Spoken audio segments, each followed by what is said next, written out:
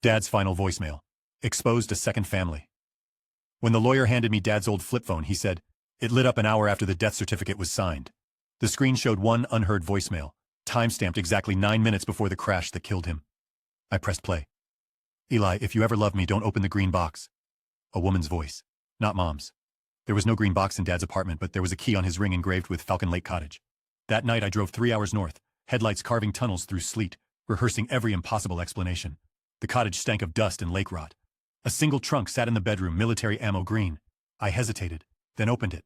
Inside, 8 VHS tapes, a faded Polaroid of Dad with a dark-haired boy my age, and a stamped envelope addressed to Eli Mathers. If you found the tapes, watch them all. I jammed the first cassette into an ancient camcorder still in the box. Dad appeared on the tiny screen, 20 pounds heavier, wearing the grin he saved for fishing trips. Weekend #12 with Sam, he said, turning the camera to the boy. Mom thinks we're at a conference. Sam waved, oblivious. My stomach folded in on itself. 7 more tapes, each a year apart, chronicled birthdays, campfires, Christmas mornings, everything Dad hadn't bothered recording with me. The timestamps overlapped perfectly with every business trip he'd ever taken. By sunrise, I had 1 tape left.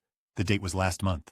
Dad sat in the cottage, gaunt now, coughing between words. Sam, Eli, I know this is cowardly. Doctors gave me 6 weeks, maybe. I couldn't choose, so I chose the lie. The trust fund is split. The key is in the post office box. Forgive me if you can.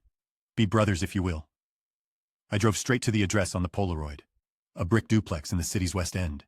Before I could knock, the door swung open. The boy, Sam, my mirror with darker eyes, stared at me like I'd stepped out of the screen. He already knew. The post-mortem letters arrived at dawn. We sat on the stoop, 2 strangers bound by a man neither of us truly knew, passing the envelope back and forth like a live grenade.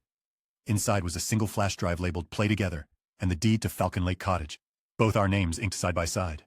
Sam finally laughed, brittle and hollow. So, brothers? I nodded, though my chest felt carved out. Let's start with coffee. The green box stays open. The wound will take longer.